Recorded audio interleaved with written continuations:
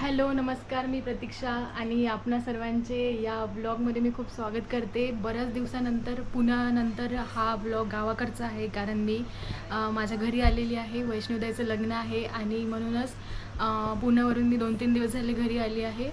आणि हा ब्लॉग मी एका झुल्यावर बसून शूट करत आहे, जो आमच्या घरी आमच्या ओसरीवर लावलेला आहे. आणि बऱ्याच दिवसांचं माझं असं चालू होतं की माझ्या लिखाणाबद्दलचे काही माहिती तुम्हाला मला सांगायची होती. तर नुकतेच मी पुण्यामध्ये 3 इव्हेंट अटेंड करून आलेली आहे. त्यामध्ये पोएम कट्टाचा इव्हेंट होता, जो एरंडवणीला होता. आणि त्यानंतर खुलं कवी संमेलन होतं, जे सावरकर अध्यासपन केंद्र डेक्कन कॉर्नर इथे होतं. आणि तिसरा इव्हेंट जो कॉमन मॅनच्या कविता, हे भावार्थच्या लोकेशनला होतं, करवेड रोडला.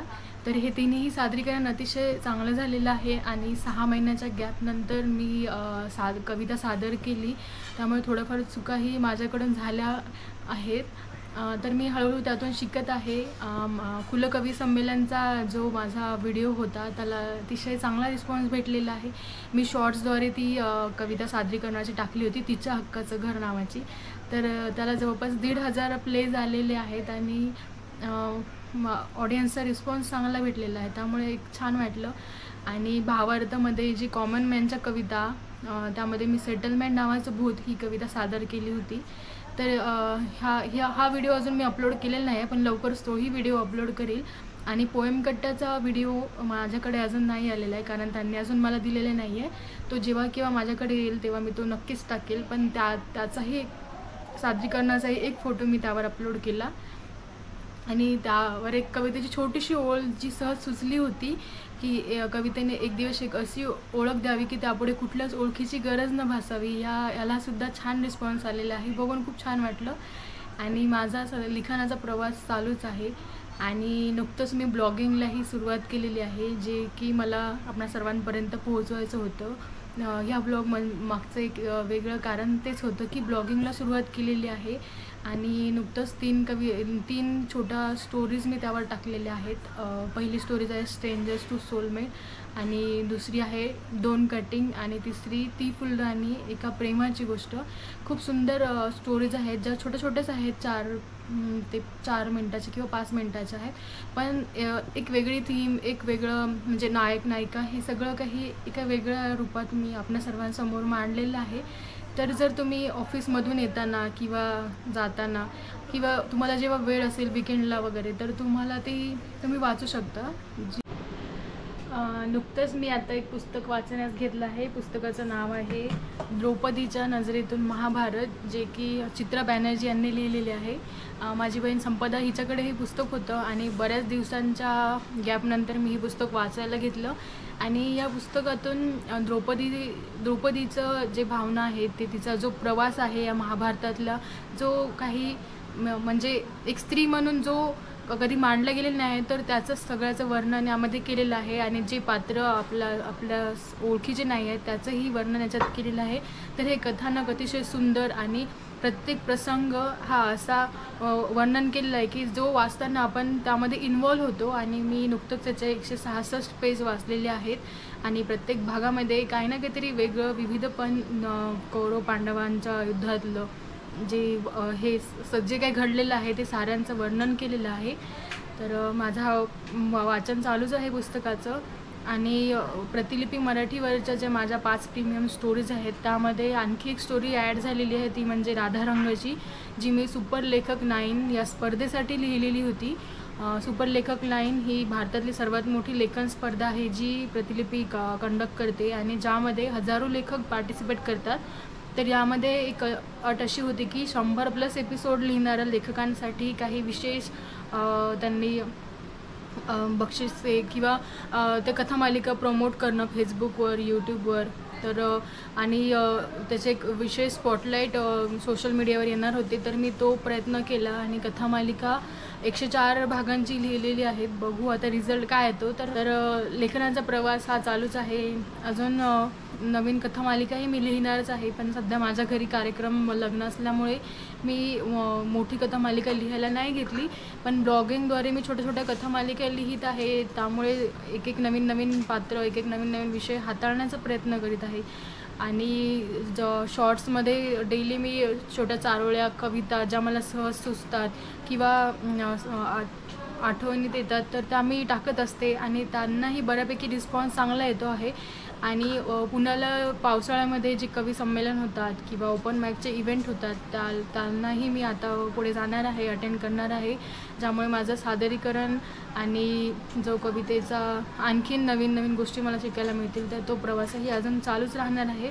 आणि ह्या ब्लॉग मागचं एक कारण होतं की तेच ब्लॉगिंगबद्दल मी जे लिहित आहे आणि प्रतिलिपीचंही होतं की वाचकांची संख्याही हळूहळू वाढत आहे, कारण त्या प्रमोट झालेल्या आहेत. सुपरलेखक 9 आणि सुपरलेखक 7 या 2 स्पर्धांमध्ये मी पार्टिसिपेट केलं होतं. त्यामुळे मला बऱ्यापैकी फायदा झाला आणि त्यावरही ग्रोथ बऱ्यापैकी आहे.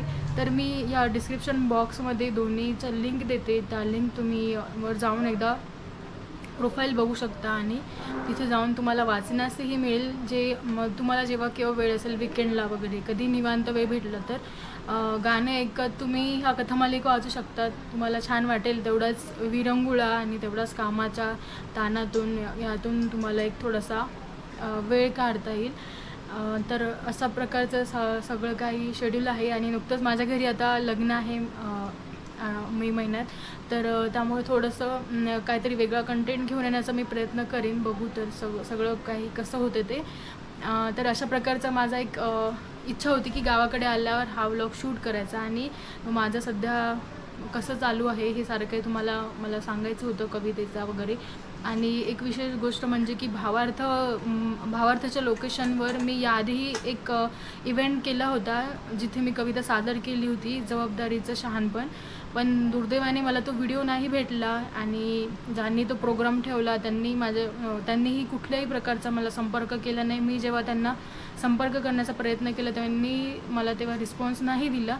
तर माझी एक इच्छा होती की परत एकदा मला भावार्थाच्या लोकेशनवर माझी कविता सादर करण्याची संधी मिळावी आणि ती संधी मला कॉमन मॅनच्या कविता या मंचाने दिली. आणि सागर काकडे जे एक नामांकित लेखक आहेत, त्यांना नामदेव ढसाळ आणि विविध प्रकारचे पुरस्कार भेटलेले आहेत, जे युवा कवीच आहेत. आणि त्यांची ही चळवळ जी युवा कवींना संधी देण्याची आहे, तर त्या संधीचा फायदा मला घेता आला. आणि भावार्थाच्या ज्या लोकेशनवर बऱ्याच मोठ्या साहित्यिकांचे, मराठी कलाकारांचे वगैरे खूप इंटरव्ह्यू होतात, तर त्या लोकेशनवर माझी स्वतःची कविता मला सादर करण्याचा अनेक प्रेक्षकही होते प्रोग्रामला. त्यामुळे छान वाटलं आणि ती एक संधी परत एकदा आली. आणि कॉमन मॅनच्या ग्रुपला मी आता जॉईन झालेली आहे. त्यामुळे जेव्हा केव्हा पुण्यात असेन तेव्हा कॉमन मॅनच्या कविता या मराठी मंचावर मी नक्कीच माझ्या कविता सादर करेल.